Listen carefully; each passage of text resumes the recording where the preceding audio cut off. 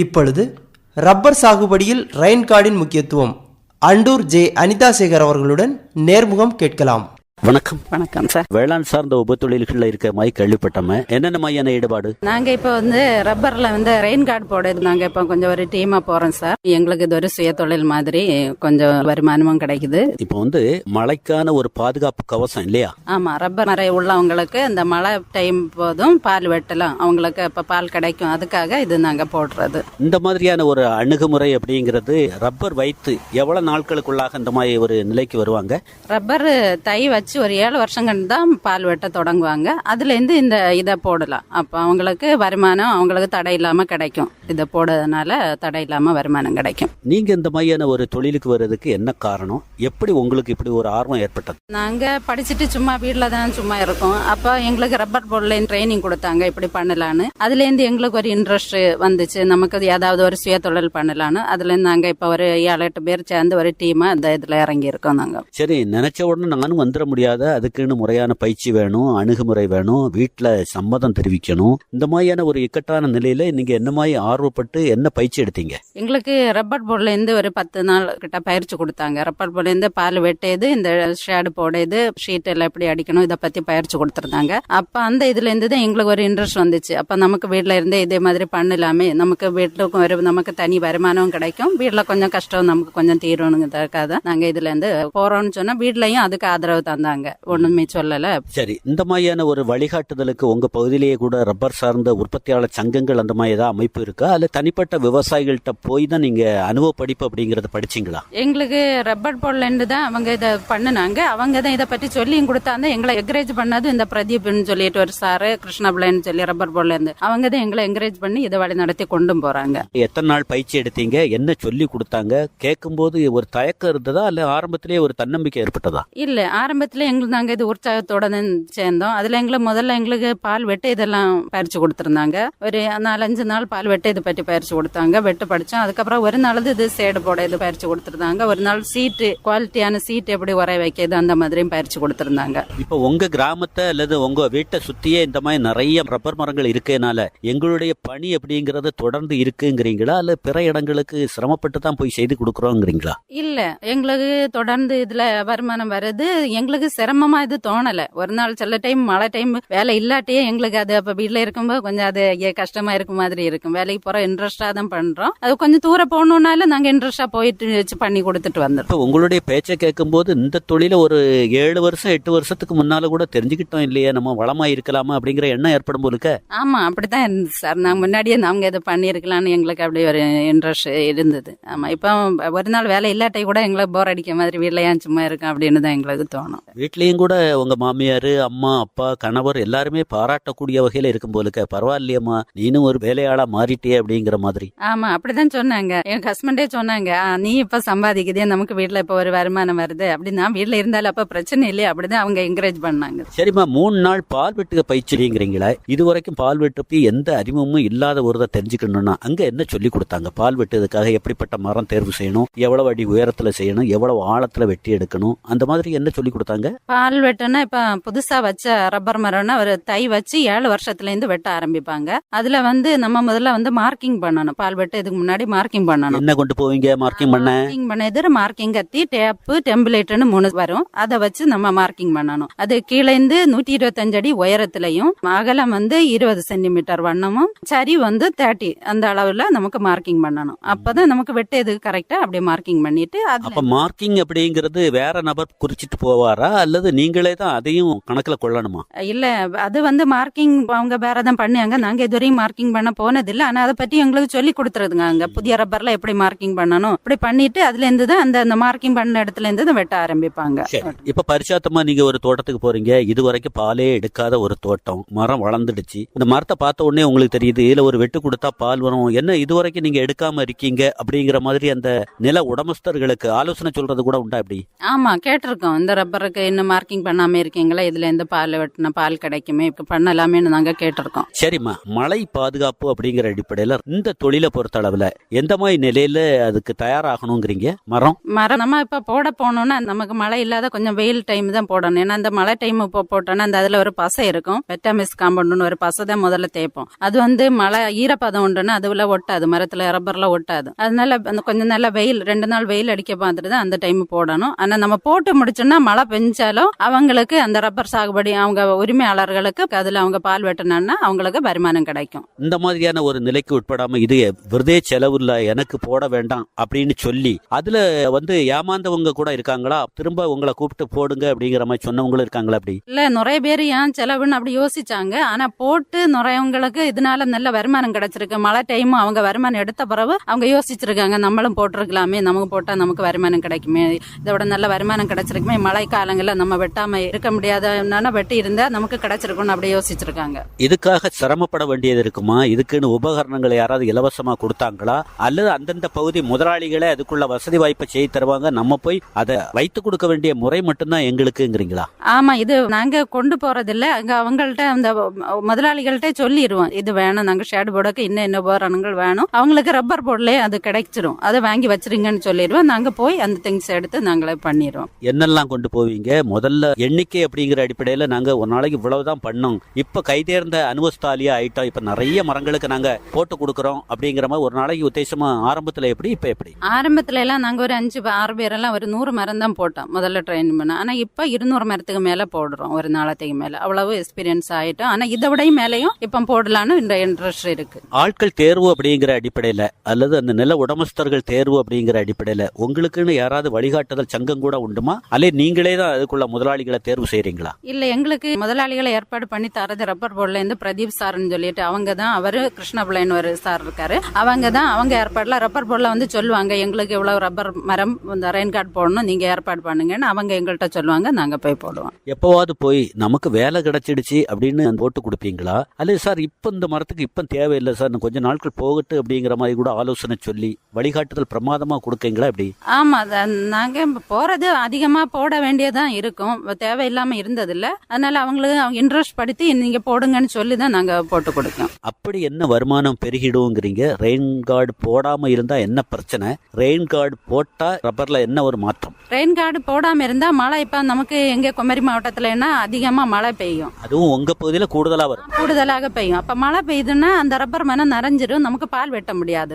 இது rain card போட்டோம்னா அந்த இடத்துல மட்டும் தண்ணி நனையாது, அதுல நம்ம பால் வெட்டணும்னா பால் வெட்டி நமக்கு வருமானம் கிடைக்கும். அதனால போடுறவங்களுக்கும் போடாதவங்களுக்கும் வித்தியாசம்னா, மரம் நனைஞ்சுன்னா அவங்களுக்கு வெட்ட முடியாது, இது போட்டுருக்கவங்கன்னா அந்த அன்னைக்கும் தினசரி வெட்டி அவங்கள பால் எடுத்துக்கலாம். அமைப்பை சொல்லுங்கம்மா. ஏற்கனவே ரப்பர் பால் வெட்டி எடுத்துட்டு இருக்காங்க, அதுல இருந்து எவ்வளவு உயரத்துல நீங்க இந்த மாதிரியான ரெயின் கார்டு அப்படிங்கிற அமைப்பை செலுத்துவீங்க? அதுலயும் கூட பால் வரதுக்கு வாய்ப்பு இருக்கா? அந்த பாலையும் கூட அவங்க உபயோகப்படுத்திக்கலாம் அந்த நாள்ல அப்படிங்கிறீங்களா? அப்படி இல்ல, இது ரெயின் கார்டு போடும்போது பால் வராது. இருந்தாலும் மரத்துல ஒரு வெட்டு கொடுத்தானே ஏத்துவீங்க இல்லையா? வெட்டு கொடுக்க மாட்டோம், ஸ்டேப்லர் தான் அடிப்போம். ஆமா, ஸ்டேப்லர் தான் அடிப்போம், வெட்டு வேண்டாம். ஸ்டேப்லர் அடிக்கும் போது லைட்டா பால் வரும், அவ்வளவுதான். அது நல்ல அவங்க பால் வெட்டி முடிச்சதுக்கு அப்புறம் தான், பால் வெட்டி பால் அன்னைக்கு உள்ளது எடுத்ததுக்கு அப்புறம் தான் நாங்க போடுவோம். அதனால அவங்களுக்கும் வேலைக்கும் தடை இருக்காது. நீங்க அந்த வெட்டு கொடுக்கக்கூடிய பகுதியில இருந்து எவ்வளவு உயரத்துல போடுவீங்க? அவங்க வெட்டி எடுத்து இல்ல எனக்கு மேல கொஞ்சம் வெட்ட வேண்டி இருக்குது, அதை கொஞ்சம் மாத்தி கொடுங்க அப்படின்னு கூட சிலர் சொல்லியிருக்காங்களா? அப்படி இது அப்படி கிடையாது. இது இப்ப வெட்டுன இருந்து கீழோட்டு தான் போகும், கீழோட்டு தான் வெட்டு கீழோட்டு தான் போகும். அப்ப நாங்க அவங்க வெட்டின முறையில இருந்து ஒரு ஷேடுன்னு சொன்னா இதுல 3 இது இருக்கு. ஷேடு இருக்கு, பாலித்தீன் பேப்பர் ஒன்னு இருக்கு, ஒன்னு கிஷான் கார்டுன்னு இருக்கு. இப்ப ஷேடுன்னா அந்த வெட்டுத இடத்துல இருந்து 1.5 அடிக்கு மேல 1 இன்ச்சுக்கு மேல நாங்க போட்டு விடுவோம். அப்ப அவங்களுக்கு வெட்டுக்கு எதுப்பா இருக்கும். இதே பேப்பர்னா அந்த வெட்டுத இடத்துல இருந்து 4 விரல் அளவுக்கு மேலதான் போட்டு விடுவோம். அப்ப அது கீழே அவங்களுக்கு வெட்டுக்கும் எழுப்பமா இருக்கு, அவங்களுக்கு எந்த தடையும் வராது. கிஷான் கார்டும் இதே இதுதான், 4 விரலுக்கு மேல அதே அந்த அளவு தான் போட்டு விடுவோம். இதுல எது ரொம்ப விலை கூடுனது, சிலர் இதை விரும்ப மாட்டாங்க, செலவு கூடுதல் அப்படின்னு அப்படி ஏதாவது உண்டுமா? அப்படி ஆமா, இதுல ஷேடு தான் ரொம்ப விலை கூடுனது. அது ஆனா திருப்பி ஒரு வருஷத்தை முடிச்சிட்டு நம்ம எடுத்து அடுத்த வருஷம் திருப்பி வேற போட்டு இருக்கலாம். ஆனா இது ஷேடும் கிஷான் கார்டும் திருப்பி யூஸ் பண்ண முடியாது, ஒன் யூஸ் தான். இது ஷேடு மட்டும் நம்ம எடுத்துட்டு திருப்பி அடுத்த வருஷம் திருப்பி மாத்தி போட்டுக்கலாம். சரி, அப்புறம் இந்த மாதிரியான ஒரு அமைப்பு ரீதியா நீங்க செய்யக்கூடிய ஒரு நிலையில காலையில எத்தனை மணிக்கு போறீங்க?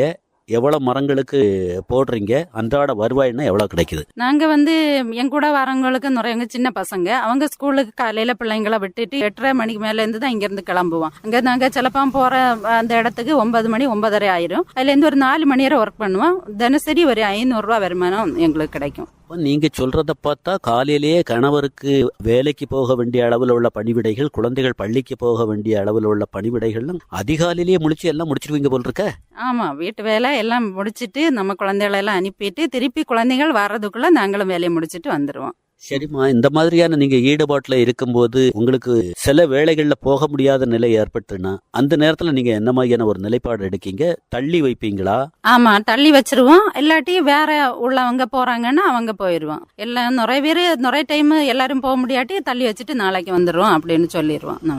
என்னுடைய குடும்பத்துல ஒரு செழிப்பு ஏற்பட்டிருக்கு, அது எனக்கு கை கொடுத்த இந்த தொழில் தான் அப்படிங்கிறமா உங்களால் சொல்ல முடியுமா? ஆமா, கண்டிப்பா சார். ஹஸ்பண்ட் இப்ப டெய்லி வேலையில கூட நம்ம கையில ஒரு வருமானம் வரும்போது நமக்கு அது ஒரு உதவியா தான் இருந்திருக்கு, ஒரு செழிப்பா தான் இருந்தது. இந்த தொழில நான் இந்த அளவுல திறம்பட செயல்பட்டதை பார்த்துட்டு, என்னுடைய வளமையை பார்த்துட்டு எங்க கிராமத்தை சுத்தி உள்ள பெண்களும் கூட என்கிட்ட வந்து ஆலோசனை கேட்டிருக்காங்க. நான் அவங்களுக்கு வெளிப்படையா சொல்லி கொடுத்து அவங்களே ஈடுபாடடைய செய்திருக்கிறேன். நிறைய குடும்பங்கள் வளமா இருக்குன்னு உங்களால் சொல்ல முடியுமா? கண்டிப்பா சார். நாங்க இதுல இப்ப 2 பேர் 3 பேர் தான் முதல்ல இறங்கினோம். அதை பார்த்து இப்ப நிறைய பெண்கள் எங்க கூட வரேன்னு சொன்னாங்க, இனி வரேன்னு சொல்லியிருக்காங்க. இதனால வருமானம் கிடைக்கும், நமக்கு வீட்டுல இருங்கன்னு கிடைக்கனால அவங்க நிறைய பெண்கள் எங்க ஊர்லயே இன்ட்ரெஸ்டா இருக்காங்க. இதனால அந்த ரெயின் கார்டு அப்படிங்கறத வந்து முதல்ல போடுறதுக்கு முன்னுக்கே அதை எப்படி சீர்படுத்தி முந்தின நாளே தயாராகுவீங்களா? இல்ல, நாங்க போனது உடனே ரெடி ஆகுறது தான்.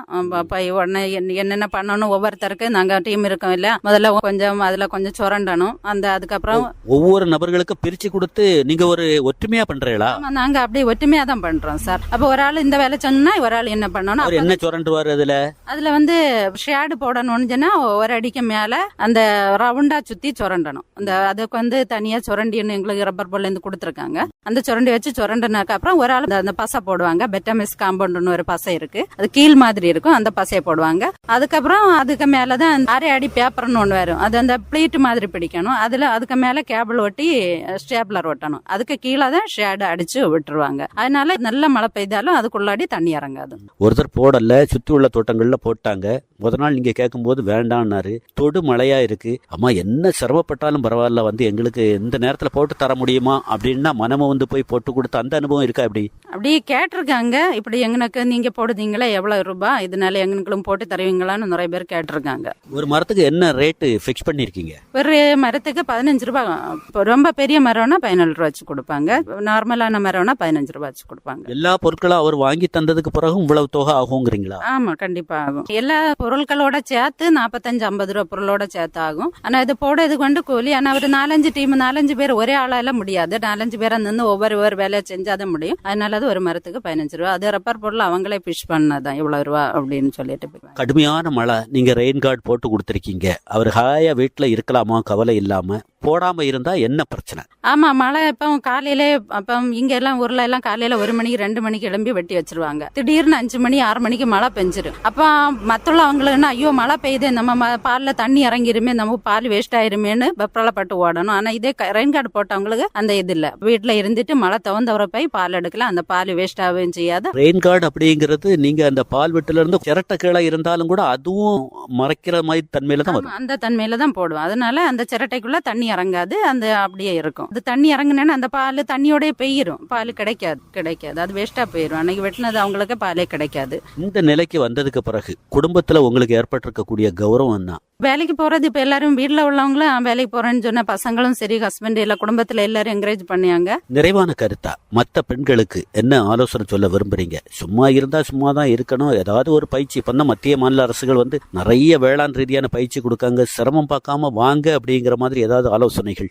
ஆமா, நிறைய பெண்கள் அப்படிதான் வீட்டுல வேலையை முடிச்சுட்டு சும்மா தான் இருக்காங்க. நம்ம என்ன கொஞ்சம் வேலைக்கு போனா வருமானம் நமக்கு குடும்பத்தை கிடைக்கும்னு நினைக்கிற பெண்களுக்கு இது ஒரு உதாரணம். கண்டிப்பா நம்மளாலேயே முடியும், நமக்கும் வீட்டுல குடும்பத்துக்கு கொஞ்சம் வருமானம் கிடைக்கும், நம்மளாலே முடிஞ்சு சம்பாதிச்சு கொடுக்கலாம்னு நினைக்கிறவங்களுக்கு இது ஒரு உதாரணம். கண்டிப்பா பெண்களாலேயே முடியும், முடிச்சு முயற்சி பண்ணா குடும்பத்தை மேலோட்டு கொண்டு போகலாம். சரி, இந்த ஒரு நிலைக்கு பிறகு கணவர் வந்து ஒரு வாரம் வேலை இல்லாம வீட்டுல இருந்தாலும் கூட திடகாத்திரமா என்னால சமாளிக்க முடியும், அந்த அளவுக்கு எனக்கு இந்த தொழில் கை கொடுத்திருக்குது அப்படின்னு உங்களால சொல்ல முடியுமா?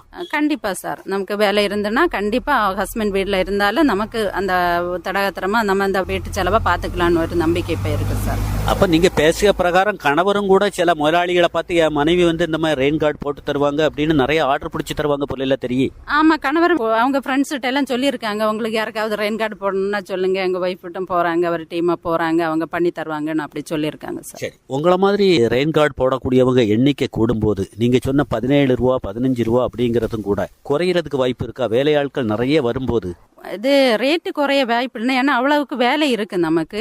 ஆனா நமக்கு அவ்வளவுக்கும் இந்த ரப்பர்களை சீக்கிரம் வேலை முடியும், ரப்பர்களும் நமக்கு அதிகம் கிடைக்க அந்த பெண்களுக்கு நல்ல வருமானம் கிடைக்கும். குமரி பண்பலைக்காக ரெயின் கார்டு போடுறது அப்படிங்கிறது ரப்பர் மரத்துக்கு தேவையான ஒன்று. இந்த தொழில ஈடுபாடு காட்டினதுக்கு பிறகு வறுமை அப்படிங்கிறது அகன்று வளமையா இருக்கிறேன் அப்படிங்கறது தான் உங்க கருத்து இல்லையா? ஆமா சார். உங்க அலைபேசி ஒன்று சொல்லலாமாம்மா? 9489594432. தமிழை சொல்லுங்க, 94 89 59 44 32. ரப்பர் சாகுபடியே இல்லாத பகுதியிலிருந்து ஒருத்தர் நானும் பயிற்சி எடுத்துட்டு இந்த மாதிரி ரெயின் கார்டு இதில் ஈடுபாடு காட்டணும், எனக்கு ஒரு வாய்ப்பை உருவாக்கி கொடுப்பீங்களாமா, பயிற்சி கொடுப்பீங்களா, நான் தெரிஞ்சுட்டு நானும் உங்களை மாதிரி வளமாகணும் அப்படின்னு விருப்பப்பட்டு அலைபேசி வாயில தொடர்பு கொண்டா உங்க பதில் எப்படி இருக்கும்? கண்டிப்பா எங்களால முடிஞ்ச ஹெல்ப் பண்ணுவோம் சார். எங்களை மாதிரி மகளிர்களுக்கு நாங்க ஊக்கப்படுத்துவோம். எங்களை கூட முடிஞ்சா எங்க கூட நாங்க கூட்டிட்டு போயிடுவோம் சார். வந்தாரை வாழ வைக்கும் ஒரு தொழில் ரெயின் கார்டுங்கிறீங்க. ஆமா சார். ரொம்ப நன்றிம்மா. தேங்க்யூ. இதுவரை ரப்பர் சாகுபடியில் ரெயின் கார்டின் முக்கியத்துவம் அண்டூர் ஜே அனிதா சேகர் அவர்களுடன் நேர்முகம் கேட்டீர்கள். உடன் உரையாடியவர் தேரூர் எஸ் சிவசுப்பிரமணிய பிள்ளை.